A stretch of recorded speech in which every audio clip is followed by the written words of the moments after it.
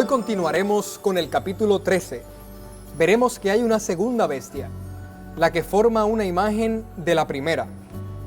La terrible bestia tiene una marca, una forma de controlar las mentes de los pueblos. Hoy se descubrirán estos poderes satánicos. Oremos. Padre Santo, hoy es un día en que más necesitamos de ti, de tu sabiduría, del discernimiento mediante el Espíritu Santo. Sé con nosotros en forma especial. Es por Jesús que lo pedimos. Amén. Ahora el profesor Luis Hermán Cajiga.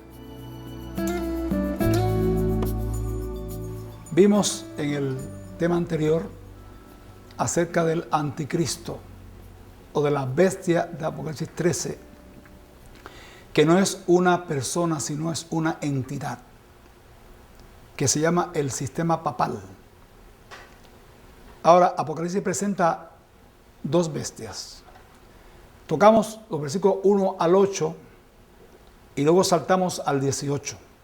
Nos quedan del verso 9 hasta el 17, que nos toca dilucidar en el tema de hoy, que hemos llamado la marca de la bestia, pero vamos a hablar de otros temas relacionados como es la segunda bestia, la imagen de la bestia y luego la marca de la bestia. Después que leímos el verso 8 sobre el asunto del anticristo, vemos los versos 9 y 10. Si alguno tiene oído, oiga. El que lleva en cautividad, va en cautividad. El que a cuchillo matare, es necesario que a cuchillo sea muerto. Aquí está la paciencia y la fe de los santos. Aquí nos presenta la cautividad. El Papa cautivó a muchos. Mucha gente fueron cautivados, además de ser torturados y muertos, muchos fueron también cautivados. Y él mismo fue también en cautiverio en el 1798 y murió en el destierro. Y dice, el que a cuchillo matare, es necesario que a cuchillo sea muerto. O sea, Dios dice que Él es el vengador de su pueblo. Nosotros no podemos tener venganza. Que Dios va a hacer venganza por nosotros. Y Francia, que había sido llamada el hijo predilecto del papado, porque fue Clodoveo, rey de los francos, el primer rey bárbaro que se hizo católico. Ahora Francia se vuelve contra el catolicismo en la Revolución Francesa y entonces las iglesias fueron masacradas, los curas, o curas que no se convertía a revolucionario, también los mataban, también los perseguían. Y dice que con las cabezas de los curas tocaban las campanas en París.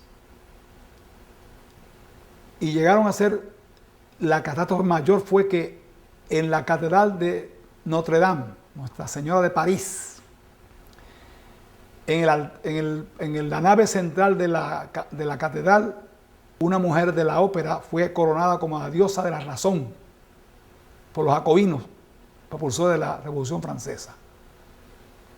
Realmente fue duro para el catolicismo el perder el apoyo así de Francia y que se volviera su enemiga en ese tiempo. Y ahora surge la segunda bestia, versículo 11. Después vi otra bestia que subía de la tierra. Tenía dos cuernos semejantes a los de un cordero, mas salvaba como dragón. Esta segunda bestia, recuerden que bestia siempre es un estado político. El Vaticano es un estado religioso político, pero es un estado político como cualquier otro estado político. Y esta bestia tiene que ser también un estado político, contemporáneo con el anticristo, con la bestia. Dice subía de la tierra, mientras que la primera bestia subía del mar, que son las naciones europeas, esta sube de la tierra. Lo cual encontramos, como vimos en el capítulo 12, que la tierra es un lugar ajeno al viejo mundo, a la Europa antigua. Y ese lugar es Estados Unidos de Norteamérica. Ese es el nuevo mundo que llaman, ¿no? Ahí en esa área. Esta bestia tiene cuernos como un cordero y habla como un dragón. Son dos características de la bestia.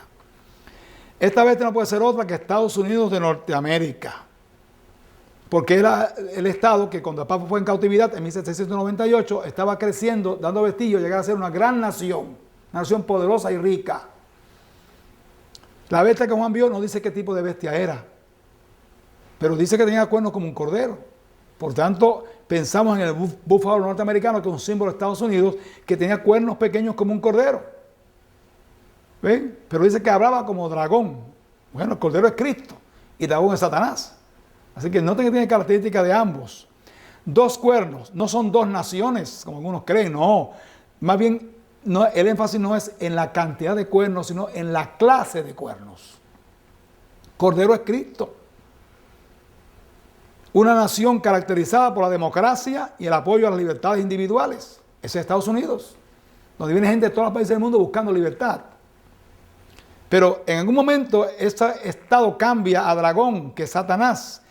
Cambio en esta nación sería perseguidora contra la iglesia final de Jesucristo. Así que va a haber, esa nación va a volverse en perseguidora nuevamente, va a seguir en las huellas del papado. Perseguir los que predican contra sus postulados religiosos. El 4 de julio de 1776 se declaró la independencia de Estados Unidos. Se desligaron de Inglaterra y formaron una nación grande, poderosa en el Nuevo Mundo. Y esos grandes patriotas norteamericanos lucharon, hubo una guerra y todo para poder desligarse de Inglaterra, y lo hicieron. Versículo 12, y ejerce todo el poder de la primera bestia en presencia de ella, y hace a la tierra y a los moradores de ella adorar la primera bestia cuya llaga de muerte fue curada. En otras palabras, Estados Unidos, que es una nación protestante y que huyó de Inglaterra y de Holanda justamente por las persecuciones contra sus creencias protestantes, va ahora a doblegarse ante el papado. Es lo que dice el texto bíblico. Esta revista Time, de 24 de febrero de 1955, nos habla se llama Holy Alliance, Santa Alianza, cómo Reagan y el Papa conspiraron para ayudar al movimiento Solidaridad de Polonia y lograr la caída del comunismo. Así, esto se supo mucho tiempo después. El presidente de Estados Unidos se unió con el papado, las 2 bestias apocalípticas, unidas, para derrocar al comunismo, y lo lograron. Y el comunismo es una amenaza, gracias al papado y gracias a Estados Unidos. Aquí tenemos al Papa Juan Pablo II y el presidente de Estados Unidos, Ronald Reagan, reunidos, y había comunicación, y todavía hay comunicación directa del Vaticano con Estados Unidos. Bill Clinton, presidente de Estados Unidos, también con Juan Pablo II, como también los recibimientos en Estados Unidos. George Bush, hijo, también. Así que ya el Papa, ya bastante anciano, está con el presidente Bush aquí en este cuadro. Y el actual presidente también lo ha hecho ya. Bueno, este es Bush, el presidente actual, de hecho. Este libro se llama Las llaves de esta sangre, escrito por un jesuita, Malachi Martin. Presenta la lucha entre 3 poderes: Estados Unidos, el Vaticano y el comunismo. Hoy solo quedan 2, porque el comunismo se quitó. ¿Y cuáles 2 quedan? Las 2 bestias apocalípticas, el Vaticano y Estados Unidos. Verso 13. Y hace grandes señales, de tal manera que aún hace descender fuego del cielo a la tierra delante de los hombres. Fuego del cielo. Interesante. Vamos a hablar qué significa ese fuego del cielo.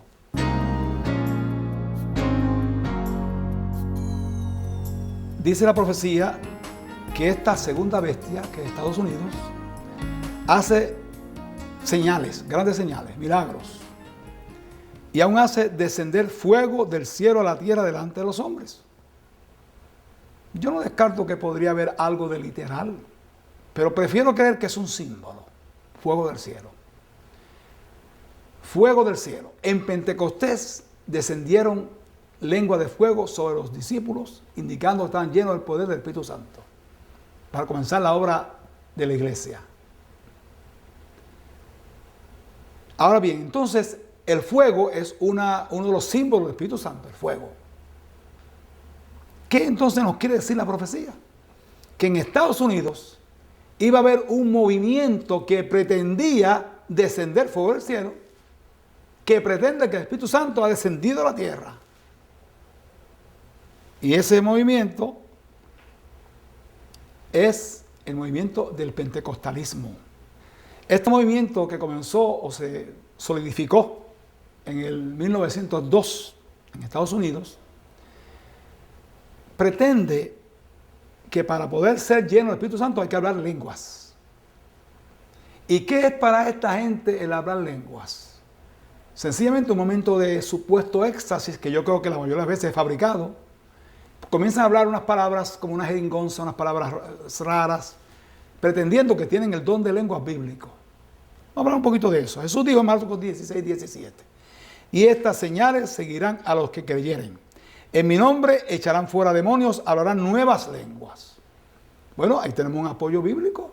Hablar nuevas lenguas. Bueno, ¿y qué son nuevas lenguas? Vamos a continuar leyendo, interesante aquí en la profecía bíblica. Hechos 2, 1 y 2. Y como se cumplieron los días de Pentecostés, estaban todos unánimes juntos, y de repente vino un estruendo del cielo como de un viento recio que corría, el cual hinchió toda la casa donde estaban sentados. Eran 120 en el aposento alto. Estaban reunidos y de pronto vino el Espíritu Santo en Pentecostés y hubo un estruendo del cielo. Amigos, el estruendo no lo hicieron los apóstoles y discípulos. El estruendo vino del cielo. Porque en esta iglesia hacen mucho estruendo, pero no viene del cielo, lo hacen ellos mismos, con su gritería y sus alborotos. Hechos 2:3. Y se les aparecieron lenguas repartidas como de fuego, que se asentó sobre cada uno de ellos. Interesante. Unas llamitas en la cabeza de cada uno de ellos, demostrando que estaban llenos del Espíritu Santo. ¿Cómo continúa ahora? Verso 4. Y fueron todos llenos del Espíritu Santo y comenzaron a hablar en otras lenguas como el Espíritu les daba que hablasen. Esto está bueno. Entonces las lenguas son verdad, es cierto lo de las lenguas, porque dice que comenzó a hablar en otras lenguas. La peor falta de mis hermanos pentecostales en ese avivamiento es que se quedan en el verso 4 y no siguen leyendo. ¿Ven? Y cuando usted continúa leyendo, va a ver lo siguiente. Vamos los textos que esta gente pasa por alto. Hechos 2, 5 y 6. Moraban entonces en Jerusalén judíos, varones religiosos de todas las naciones debajo del cielo. Y hecho este estruendo, se juntó la multitud y estaban confusos porque cada uno les oía hablar su propia lengua. Ustedes han oído que es la diáspora. La diáspora son los judíos que viven en diferentes naciones. De vez en cuando se reúnen en Jerusalén, se reúnen en su nación, pero ellos crecen en esas naciones y crecen con sus lenguas. Y estaban ahí en Pentecostés de diferentes lenguas repartidas, participando ahí en Pentecostés. ¿Y cómo llegar a ellos con el Evangelio? Los apóstoles estaban llenos del poder de Dios y querían evangelizar, querían darle a la gente conocimiento de Cristo, el sacrificio de Cristo, etc. En esa fiesta de Pentecostés, que son 50 días después de la Pascua. Pero dice, versos 5 y 6, moraban entonces en Jerusalén judíos, varones religiosos de todas las naciones bajo el cielo. ¿Y qué dice? Cada uno oía hablar su propia lengua. Noten ustedes que es una lengua existente. Son lenguas reales, no lenguas embusteras. Lenguas de verdad. Hechos 2, 7 y 8. Y estaban atónitos y maravillados diciendo, he aquí no son galileos todos estos que hablan. ¿Cómo pues les oímos nosotros hablar cada uno en nuestra lengua en que somos nacidos? Entonces, ¿qué son las lenguas? Entonces, son idiomas sencillamente. Idiomas que la gente habla. Y de pronto esos 120, llenos del Espíritu Santo, comenzaron a hablar en diferentes lenguas. No todos a la vez en una lengua diferente, sino que me imagino que se agruparían, ¿no? Uno hablaba en una lengua, otro otra, y como eran 120, grupitos de 8 o 10 más o menos, con toda la gente, fueron poco a poco hablando, dándose a entender lo que Pedro predicó en arameo o en hebreo. Ellos lo tradujeron entonces a su propia lengua y todo el mundo pudo ser evangelizado, recibiendo el mensaje de Cristo. Hechos 29 al 11, seguimos leyendo. Partos y medos y elamitas, y los que habitamos en Mesopotamia, en Judea y en Capadocia, en el Ponto, en el Asia, en Frigia, en Panfilia, en Egipto, en las otras partes de África que está de la otra parte de Cirene, y romanos extranjeros, tanto judíos como convertidos, cretenses y árabes, les oímos hablar en nuestras lenguas las maravillas de Dios. ¿Qué te le parece si usted fuera de pronto a un país, digamos a Rusia?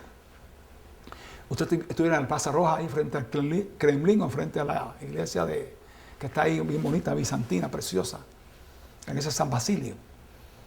Y de pronto usted está ahí y oye de pronto viene de pronto un grupo de rusos y usted quiere predicar el evangelio a ellos, pero usted no sabe ruso.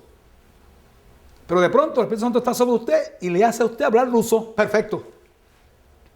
Y la gente escucha. O Dios puede hacer otra cosa más también, hacer que usted hable en inglés o en español y alguien ruso, de pronto, sin saber español o inglés, traduzca lo que usted dice al ruso. Eso puede pasar. Donde interpretación de lengua, dice San Pablo. Es decir, que no confundan ustedes, hermanos. Hablar lenguas no es pararse y comenzar a decir 2 o 3 palabritas locas ahí. No, hermanos, no. Eso no es hablar lenguas. Hablar lenguas es hablar idiomas reales que existan. Y aquí está en este mapa, ven ustedes aquí Jerusalén, y ven ustedes los diferentes países de alrededor de Jerusalén que estaban ahí en la fiesta de Pentecostés y que escucharon en sus lenguas el mensaje de Dios. La frase nuevas lenguas, otras lenguas, su propia lengua, nuestra lengua en que somos nacidos, son más que claras, que se refiere a idiomas existentes, los cuales eran entendidos por las gentes que los conocían. Una vez yo escuché por la radio a una persona del pentecostal que estuvo en Rusia. Y le preguntaron, ¿y cómo tú te hiciste entender con los rusos? Y yo dije, aquí va a decir que hablo ruso, hablo lengua rusa. Dice, no, pues yo hablé en inglés y uno que sabía inglés trataba el ruso. Que hubiera notado ahí que realmente hablaba lengua ahí, pero nada, no fue tal cosa. Hubo intérprete, pero no intérprete por el espíritu, sino intérprete porque sabía la lengua, ¿no? Los capítulos 12 y 14 de la primera epístola de Pablo a los Corintios han sido mal interpretados para acomodarlos al concepto falso de las lenguas. Pero un análisis cuidadoso de su contenido nos llevará a la verdad sobre el asunto. ¿Y cuál es esa verdad? Vamos a ver, Corinto. Corinto es una ciudad, como ven en el mapa, tenía un doble puerto. A ambos lados había puerto, ¿no? Estaba ahí, justamente ahí en Grecia. Era una ciudad comercial. Había colonias de diferentes países ahí. Una sola iglesia de habla griega. Y había un monopolio de unos pocos en los cultos. O sea, los que hablaban un idioma, de pronto como era un poquito más, pues hacían el culto, cantaban y oraban y testificaban y predicaban en su idioma. Y hacía que entonces la gente, no todo el mundo entendía. Y Pablo dice, 1 Corintios 12, 8 al 10, porque la verdad a este es dada por el Espíritu palabra de sabiduría, a otro palabra de ciencia, según el mismo Espíritu, a otro fe por el mismo Espíritu, y a otros dones de sanidades por el mismo Espíritu, a otra operación de milagros, y a otra profecía, y a otra discreción de espíritus, y a otros géneros de lenguas, y a otra interpretación de lenguas. Ahí tienen ustedes que están todos los dones ahí que Pablo menciona, dones y ministerios. Y entre esos dones está el don de géneros de lenguas e interpretación de lenguas. 1 Corintios 14. Porque el que habla en lenguas no habla a los hombres, sino a Dios. Porque nadie le entiende, aunque en espíritu hable misterios. Oh, ese versículo les gusta mucho a los hermanos pentecostales. El versículo 4. El que habla lengua extraña, a sí mismo se edifica. Mas el que profetiza, edifica a la iglesia. Oh, también les gusta ese versículo. Y el 14. Porque si yo orara en lengua desconocida, mi espíritu ora, mas mi entendimiento es sin fruto. ¿Qué quieren decir ellos? Vamos a ver el versículo 2. No habla a los hombres, sino a Dios. Entonces se ponen a hablar ahí y empiezan a hablar en esta jeringonza que dice que son lenguas. Y entonces, ¿qué están hablando y qué con Dios? Hermano, ¿y desde cuándo Dios necesita una lengua específica para hablar con Él? ¿Dios entiende todas las lenguas? ¿No es cierto? Usted está susurro, usted con el pensamiento usted puede hablar con Dios. Es una lengua de protocolo. ¿Qué es eso? Que Dios, que una lengua especialmente para hablar con Dios. Yo recuerdo un famoso evangelista pentecostal aquí en Puerto Rico, bien famoso, que estaba sacando un demonio supuestamente. Y empieza a hablar en las lenguas y dice, te estoy hablando en tu idioma y tú lo conoces. Bueno, señores, pues entonces es la lengua de los demonios, entonces esa, definitivamente. Ahora, ¿qué quiere decir entonces este texto?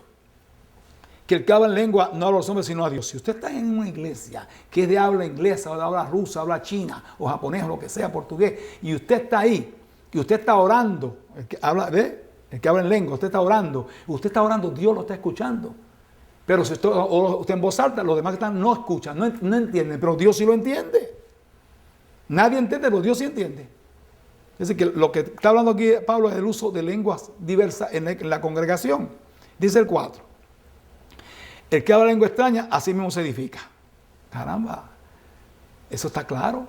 Si yo estoy hablando en mi lengua, y estoy cantando en mi lengua, y estoy orando en mi lengua, testificando en mi lengua, pues entonces, pues yo me edifico, claro que sí, yo me gozo, yo crezco, pero los demás que están a mi alrededor, no, porque no entienden lo que estoy diciendo. Y dice el 14, si yo orara en lengua desconocida, mi espíritu ora, mas mi entendimiento es sin fruto. Entendimiento suyo, el contexto no es el entendimiento que usted proyecta cuando usted está hablando, tiene que ser con entendimiento, hablar algo que la gente entienda, no hablar usted una lengua que la gente no va a entender. Aunque sea una lengua bonita, a mí me gusta mucho la lengua italiana, y el francés me encanta, y el portugués, son lindos. Pero si alguien está hablando, yo no lo entiendo. Hay algunas palabritas que se parecen mucho al español, entiendo, pero no No es así. La lengua, uno tiene que saber bien la lengua y entenderla. Y Dios quiere que sea así. Y por eso usó a los apóstoles y a los discípulos con el don de lenguas para que pudieran dejarse entender entre la gente que los rodeaba. Ese don era bien importante en ese tiempo. Después que la iglesia creció, ya se hizo inoperante. Todavía hoy Dios puede usarlo, ¿no? Pablo predicaba, aquí está predicando en una sinagoga, Pablo predicaba y hablaba de estos temas. Dice el versículo 16 y 17 de 1 Corintios 14. Porque si bendijeres con el Espíritu, el que ocupa lugar de un mero particular, ¿cómo diría amén a tu acción de gracias? Pues no sabe lo que has dicho. Porque tú a la verdad, bien haces gracias, mas el otro no es edificado. Miren qué claro habla Pablo, ¿no? O sea, si tú vas a orar en la iglesia, por ejemplo, yo estoy en la iglesia, a veces que vienen alguien más orando en inglés. ¿Y cómo yo voy a decir amén si no sé qué está diciendo? O cantar en inglés, o cantar en cualquier otro idioma. No, hermano, no. Si usted va a cantar en la iglesia, va a orar, va a predicar, va a testificar, usted haga un idioma que la gente entienda, porque si no, no vale la pena. 1 Corintios 14, 18 y 19. Doy gracias a Dios que hablo lenguas más que todos vosotros. ¿Cómo usted puede hablar lenguas más que otros? ¿De qué manera? ¿Por qué? Porque Pablo conocía diferentes lenguas, diferentes idiomas. Dice, pero en la iglesia más quiero hablar 5 palabras con mi sentido para que le enseñe también a los otros que 10,000 palabras en lengua desconocida. No te habla en la iglesia, él habla la lengua de la iglesia. No otra lengua que la gente no va a entender, definitivamente, es lo que Pablo quiere decir. Versículo 27 y 28. Si hablare alguno en lengua extraña, sea esto por 2 o lo más 3, y por turno, más uno interprete. Y si no hubiera intérprete, calle en la iglesia y hable a sí mismo y a Dios. Esos versículos, hermanos queridos, aplíquenlos bien los hermanos pentecostales. Porque nunca predican ni mencionan ese texto porque no les conviene. Porque quieren seguir, mantener a la gente manipulada, engañada, los predicadores. Se paran a la iglesia y empiezan a hacer las monadas esas de estar hablando en esa jeringonza para después hacer ver que en el Espíritu Santo van a gloriarse. Y no, están engañándolos. Y ahí lo dice, sea esto por 2 o lo más 3. ¿Cuánto es el máximo? 3. Y por turno, 1 a 1. Y que haya uno que traduzca o interprete. Y si no hubiese un traductor o intérprete, cállese. Hable a sí mismo. Dios lo va a entender, pero no hable a la iglesia. Este texto es más que claro. Porque no se lo aplican. Yo estaba en estas iglesias y cuando es la hora de hablar lengua, oiga, cantan un corito bien calientito y después está todo el mundo hablando lenguas ahí, todo el mundo hablando las supuestas lenguas, ¿no? Eso es un engaño. Y repitiendo las mismas cosas que hablamos nosotros. Repitiendo. Lengua de un predicador. En esta grabación que ustedes van a oír ahora, van a oír estas palabras que están aquí. Dalaja cita, urra bacatala cita la haya, anda la catalasaya, urra bacatala istalaja, anda la kikasita, saya. Bueno, hay algunas palabras que son en español. Laja es una piedra, cita es una cita mal escrito, urra es una interjección, vaca es vaca mal escrito también, mire.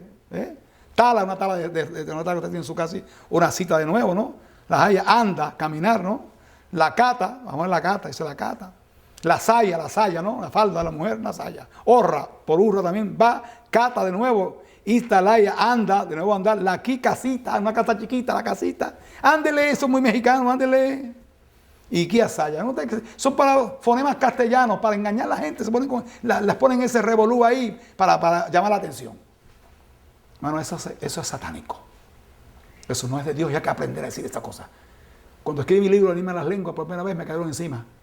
Pero finalmente muchos pentecostales han despertado, se han dado cuenta del engaño que han estado y han aceptado la verdad. Gloria a Dios. Supuestas lenguas que hablan algunos predicadores. El G, quizás ustedes se acuerdan de él. Ese se pasaba repitiendo el día entero hablando y repitiendo. Si la haya sama, asa haya maquila, urra la haya, y la saya. Oiga, lo repetía y repetía hasta la saciedad, repetía. El otro, R. Yendo cava shenda, lava, talayama, emalaka, la cava, toya, maya, lemanso, remalaya, tolema, talamasaya. Si me está oyendo ese señor, sabe que habla esas cosas aquí, esos disparates, esas loqueras. Y el otro Y, ese es el más famoso. Dice, samala kaya, samala raza, kima, marrakala hay, somala, kamakia, sobala, ramaya, hala, lukubaya. Esto es un engaño, hermano. Es un engaño. Hablaremos más.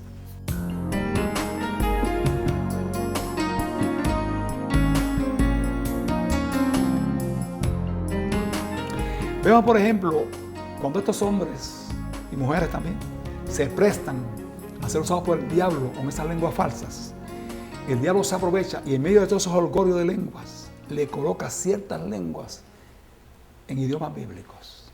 Por ejemplo, Abashama Lava. ¿Sabe que lo dicen por ahí todo el mundo? ¿Verdad que sí? Abashama Lava. Pues bien, Abba quiere decir padre, Shama quiere decir desierto y Lava león rugiente. ¿Sí? El padre es desierto, león rugiente. Así que asocia al padre con el diablo. Otro más, Isha Basa Abashata. Eso que Isha quiere decir mujer o iglesia. Basa corta en pedazos, Abba al padre y Shata ponlo a un lado. O sea, mujer o iglesia corta en pedazos al padre y ponlo a un lado. Abba llama la yaja, padre desierto indecente. Y el diablo se ríe porque están blasfemando a Dios y todo el mundo, aleluya, gloria a Dios. Alguien blasfemando el nombre de Dios ahí. Hay un caso escrito en un libro que se llama Praise the Lord, escrito por un ex pastor pentecostal, hoy se goza en la fe adventista. Y él dice que una vez fue una pareja de japoneses a la iglesia, a una iglesia, y el pastor le dijo, mira, aquí se habla lenguas. ¿Y qué es eso? Pues hablar lenguas, ya usted verá qué es eso. Y se sentó el japonés con su esposa a escuchar el servicio, y de pronto comenzaron las lenguas, las cosas en la iglesia. Al final del culto le dice el pastor, ¿ve usted que aquí se habla lengua? Y dice, sí, aquel hermano habló perfecto japonés que la lengua mía, pero dijo cosas tan feas de Dios que yo no quiero repetirlas. Eso es peligroso, hermanos. El caso del pastor Juan Ramón Ondal, pastor adventista. Un pastor se empeñó que fuera a la iglesia. Vaya a mi iglesia, aquí se habla lengua, usted verá. Dice, yo no creo en esas cosas, para que no venga, yo quiero que usted venga. Y tanto estuvo que el pastor accedió y fue a la iglesia. Se sentó al frente. Y de pronto, cuando empezaron el asunto de las lenguas, el pastor se levantó enfadado y se fue a la parte de atrás y hizo, en el nombre de Cristo se calla todo el mundo. Y todo el mundo se cayó. Y el pastor viene corriendo donde él dice, ¿cómo usted se ha tenido parar al Espíritu Santo? Dice, no, por eso es que lo paré, porque eso no es el Espíritu Santo. Si es el Espíritu Santo, ¿quién lo puede parar? Definitivamente eso no es de Dios.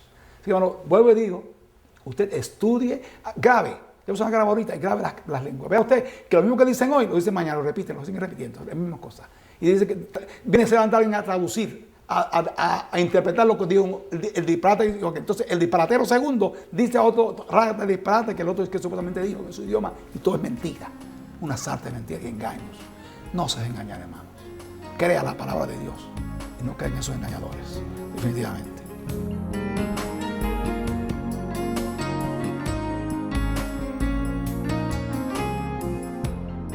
Características de este culto llamado de avivamiento. Primeramente, la música es estridente. Pandereta, aplausos, tambores, batería, gritos, todo eso.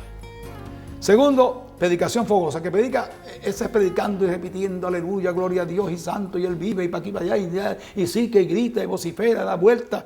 Bueno, esa es característica de esto también ahora. Alabanza repetitiva, un coro lo cantan 8, 10, 15, 20 veces, y repiten el corito, ¿no? Y luego, oración en masa. El hermano va a orar, el hermano se levanta ahora, empieza a orar, y después sigue todo el mundo detrás de él, hablando también a la vez. A la misma vez, todo el mundo hablando juntos. Eso es un holgorio increíble. Y luego las falsas lenguas. Con todo eso unido forma un culto característico pentecostal. No podemos decir que todos los pentecostales son engañadores, que son falsos, que son malos. No. Yo conozco pentecostales que son personas nobles, buenos cristianos, muy buenos cristianos. Y si mueren hoy, son sellados para salvación en Cristo Jesús. Porque yo no creo que la salvación es prerrogativa de un grupo específico. Donde quiera Dios tiene gente sincera y buena. Tengo muchos amigos pentecostales, pastores pentecostales, amigos míos que yo aprecio con el alma, pero yo, porque los amo, les digo que si usted ha sido usado con ese asunto de la lengua, abandone eso, pídale perdón al Señor y busque de Dios, porque eso no es de Dios. Nadie que se aventure a hablar esas jeringonzas, decir que son lenguas, está con Dios. Eso no es de Dios, sencillamente. Y yo, perdónenme mi sinceridad, pero es así, hermanos. Juan 17, 17, dice Jesús, tu palabra es verdad. Vamos a seguir la palabra de nuestro Dios. Bueno, una vez que hablamos de las lenguas, que eso es como diríamos nosotros una nota al calce. Vamos al versículo 14, 13, 14. Hablando ahora de la segunda bestia, Estados Unidos. Engaña a los moradores de la tierra por las señales que ha sido dado a hacer en presencia de la bestia, mandando a los moradores de la tierra que hagan la imagen de la bestia que tiene la herida del cuchillo y vivió. Entonces, la segunda vez Estados Unidos dice que por medio de esas señales, quizás la lengua, milagritos, que eso es una cosa interesante, hermano, asunto de milagro. Es fácil decir, tú estás enfermo, tú estás endemoniado, y después orar para que se le vaya el demonio. Eso, cuidado, cuidado. Cuidado con muchas personas que dicen, usted tiene tal medicina, déjela, porque Dios lo sanó ya. Entonces la medicina después se muere o se enferma peor. Tenga cuidado, tenga cuidado. Hay milagros, yo sé que hay milagros verdaderos, milagros falsos, milagros mentirosos, dice la Biblia. Ahora, Estados Unidos entonces forma una imagen de la bestia. ¿Qué es la imagen? Algo que se parece al romanismo. ¿Y qué cosa es la imagen de la bestia? El protestantismo apóstata. El protestantismo que comenzó con la Biblia y ahora está siguiendo las huellas de Roma, siguiendo los mandamientos de la Iglesia Católica, guardando el domingo católico y siguiendo los dogmas católicos. Pues no. Sencillamente, esa es una imagen de la bestia. Así que recuerde eso, la imagen de la bestia. Versículo 15. Y le fue dado que diese espíritu a la imagen de la bestia, para que la imagen de la bestia hable, y hará que cualesquiera que no adoraren la imagen de la bestia sean muertos. Muertos. Lo que aquí indica que habrá con el tiempo pena de muerte contra los que guardan los mandamientos de Dios. Pena de muerte. Va a haber un decreto de muerte. Eso está ahí en la Biblia, eso no lo digo yo, está ahí claramente. Así que la presión en Estados Unidos va a ser tan grande, tan grande, tan grande con el tiempo que van a hacer eso. ¿Saben qué es el Patriot Act? Que fue redactado después del 9/11 famoso. Pues el Patriot Act es una especie de acta o ley que el gobierno norteamericano tiene derecho a meterse en su vida privada. Interceptar sus llamadas telefónicas, sus cartas, todo. Mire, yo estaba mirando por internet el globo de la Tierra. Y usted va acercando poco a poco. Y yo llegué a ver a mi casa desde un satélite. Mi casa. Sí, yo vi mi casa clarita ahí.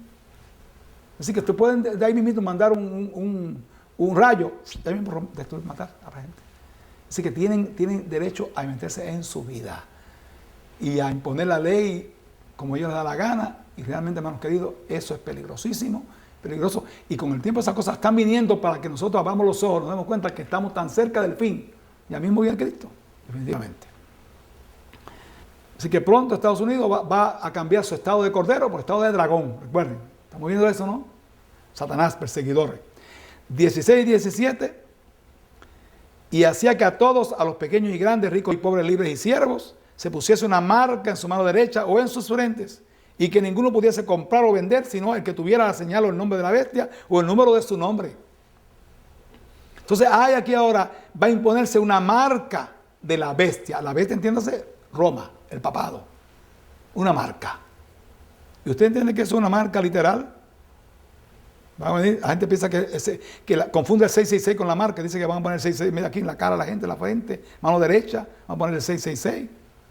Dice que hay un microchip ahí que puede que con el 666 también, que están pensando no sé en qué cosa, y pensando que, y confundiendo el número 666 con la marca. Son dos cosas diferentes. Y no tiene que ver nada con el 666, la marca de la bestia. En el tema del anticristo, vimos la similitud entre el cuerno pequeño que crece en Daniel 7 y la bestia de Apocalipsis 13. De las 4 características del cuerno de Daniel 7:25, solo una aparentemente no se repite en Apocalipsis 13, la que dice, pensaré mudar los tiempos y la ley. Pero al introducir la segunda bestia en los Estados Unidos de Norteamérica, aparece el texto que menciona la marca de la bestia. Esta bestia no es la segunda, sino la primera. La bestia que tiene la herida del cuchillo y vivió. Esta marca tiene que ver con la ley de Dios, los 10 mandamientos. Hablamos del sello del Dios vivo, capítulo 7, ¿recuerdan?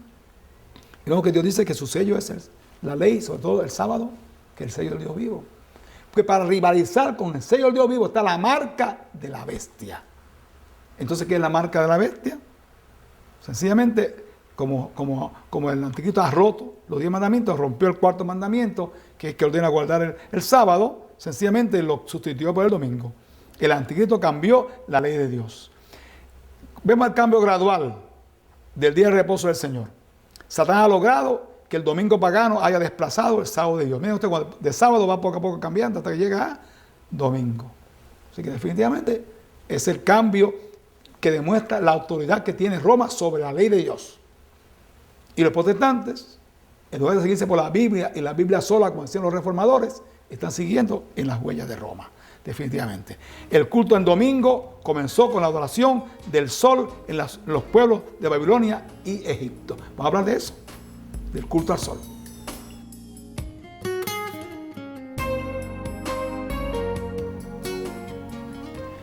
El culto en domingo, o el día del sol, el primer día de la semana, comenzó con la adoración del sol en los pueblos de Babilonia y Egipto. La diosa madre en Babilonia es Semiramis, Ishtar, y su hijo es Tamuz. En Egipto es Isis y su hijo es Osiris. En Roma es Venus y Adonis. En Fenicia es Astarot y Baal. O sea, el mito de una diosa madre ha pasado en todas las civilizaciones. La diosa madre, o madre de los dioses, que en este caso era Semiramis. Y ese culto pasó todo, y en los tiempos de Cristo estaba en todo su apogeo en la cultura grecorromana. El culto a la diosa madre se introdujo en el cristianismo mediante el culto a María como la madre de Dios.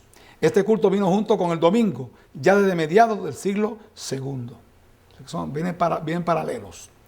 En Persia se proliferó el culto al dios Mitra y se le dedicó el primer día de la semana. Como este dios pagano se relaciona con el sol, su día se llama el venerable día del sol. Aún hoy, en el idioma inglés, el domingo es llamado Sunday, que quiere decir día del sol. Así que no olviden del mitraísmo que influyó. El profeta Ezequiel vaticinó la introducción del culto al sol en medio del pueblo de Israel. Indica que vio a 25 varones encorvados al nacimiento del sol. Ezequiel 8:17. Así que el culto al sol ha llegado no directamente adorando al sol, sino por medio del día del sol. ¿Menciona la Biblia el domingo? Sí, lo menciona solamente 8 veces y lo llama primer día de la semana porque se conoce con números, días numéricos. El único día que tiene un nombre sagrado es el sábado, séptimo día. Y el sexto día se llama también el Parasebe o el día de la preparación. Así que el día tiene también ese nombre. Vamos a ver esos 8 textos, a ver qué dicen. Mateo 28:1. Mateo 28, versículo 1. Y la víspera del sábado, que amanece para el primer día de la semana, vino María Magdalena y la otra María a ver el sepulcro. ¿Dice ahí que hay que guardar el domingo, primer día de la semana? Lo absoluto. Segundo texto, Marcos 16, 1 y 2. Y como pasó el sábado, María Magdalena y María, madre de Jacobo y Salomé, compraron drogas aromáticas para venir a ungirle, y muy de mañana, el primer día de la semana, vienen al sepulcro. Lo mismo, de nuevo, acontecimiento de la resurrección de Jesús, pero no dice nada que se guarde ese día, en lo absoluto. El 3, Marcos 16, 9. Mas como Jesús resucitó por la mañana, el primer día de la semana, apareció primeramente a María Magdalena. Tampoco dice nada de ningún culto. 4, Lucas 24:1. Y el primer día de la semana, muy de mañana, las mujeres vinieron al sepulcro y hallaron la piedra revuelta del sepulcro. Notemos que esto es una repetición, Juan 20:1. Y el primer día de la semana, María Magdalena vino de la mañana siendo aún oscuro al sepulcro. El 6, Juan 20:19. Y como fue tarde noche aquel día, el primero de la semana, estaban los discípulos juntos por medio de los judíos. Estaban juntos, estaban reunidos. Interesante, estaban reunidos. Una señora metodista me dijo a mí, yo voy a caer, que dice que estaban reunidos. Yo digo, oye, por miedo, usted se reúne cualquier día. Dice que están reunidos por miedo de los judíos. Me reúno lunes, martes, miércoles, jueves, viernes, cualquier día. Así que están reunidos por miedo. Y ni siquiera sabían, ellos no saben que Jesús había resucitado. Así que esto no están celebrando ninguna resurrección de Jesús tampoco. Así que tampoco el texto calla al respecto. Número 7, Hechos 27. Y el día primero de la semana, junto a los discípulos a partir el pan, Pablo les enseñaba habiendo de partir al día siguiente. El día primero de la semana hubo una reunión junto a los discípulos a partir el pan. ¿Era eso la comunión o la Eucaristía que iban por ahí? No, ellos partían el pan todos los días, dice la Biblia, una comida de amor, una despedida, una comida como hacemos en la iglesia todavía. Pablo iba, era una reunión de despedida, porque Pablo se iba al día siguiente y guardaron el sábado fielmente, y luego el sábado por la noche, que ya empieza, después de sol ya empieza el domingo. Entonces hubo esa reunión de despedida de Pablo que se iba al día siguiente. Ese texto tampoco habla de ninguna santificación especial de día ninguno. Y el último, 1 Corintios 16, 1 y 2, en cuanto a la colecta para los santos, cada primer día de la semana, cada uno de vosotros aparte en su casa lo que pudiere. En su casa, que aparte en su casa. El primer día de la semana es más cómodo hacer el primer día de la semana que hacerlo en sábado. Y dice aquí una colecta que se hacía cada primer día de la semana. ¿Es que acaso santifica un día el hacer una colecta? Oye, yo conozco iglesias que hacen culto toda la noche, que recogen ofrenda toda la noche. Entonces el culto es, por eso es santo el día. Dice, es que todos los días son santos. Mire, eso no está en la Biblia. La Biblia dice que Dios santificó un día, el sábado, y lo bendijo. Así que no hay ningún otro día que tenga esa bendición. Que todos los días son buenos para orar, para ir a la iglesia, para hacer bien, para ayudar a la gente. Amén. Gloria a Dios, cierto. Pero no, el único día santificado y bendecido por Dios es el sábado, séptimo día de la semana. Este calendario de 1988 ponen aquí los días de la semana. Noten ustedes cuál es el séptimo día aquí. Domingo. Mire, domingo quedó como séptimo día. Oiga, usted puede que quede el séptimo día cualquier día de la semana si usted quiere, pero no es lo que la Biblia dice. El séptimo día es sábado, no es domingo. Así que ahora quieren engañar a la gente todavía un poco más y hacen ese calendario moderno ahora que ponen el domingo como séptimo día. Pero entonces, ¿qué pasa? ¿Por qué es que tienen el culto el primer día de la semana? Porque Jesús resucitó el primer día de la semana. Y eso es bíblico, eso es verdad. En ningún sitio en la Biblia dice que por eso se guarda el día. En ningún sitio de la Biblia. Pero fue cierto que Jesús resucitó. El evento es correcto. Jesús resucitó el domingo por la mañana. Pero entonces ahora, como no pueden tener ninguna prueba bíblica en lo absoluto para guardar el domingo, ahora deben ahora el séptimo día domingo. Pero ¿qué pasa entonces? Jesús resucitó el primer día de semana. ¿Y cuál es el primer día de semana en este calendario? El lunes. Entonces Jesús resucitó el lunes. ¿Cuál es entonces el lunes? Así que ellos mismos cayeron en su propia trampa.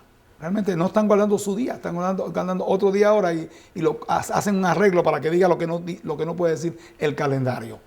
Estados Unidos va a hacer pronto una ley haciendo obligatorio el culto al domingo.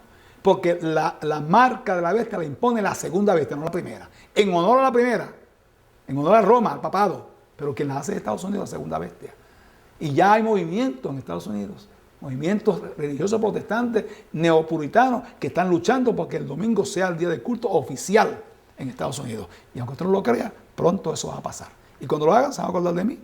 El Tribunal Supremo de Estados Unidos, en el 1964, decidió que las leyes dominicales son leyes sociales y que el gobierno tiene injerencia en ellas.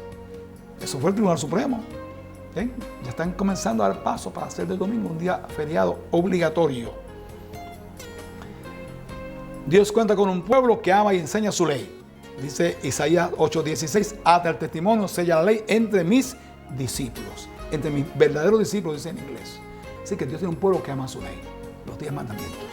Y ese es el pueblo adventista del séptimo día. Gloria a Dios, Dios les bendiga mucho a todos ustedes. Y busquen esa iglesia, la iglesia adventista.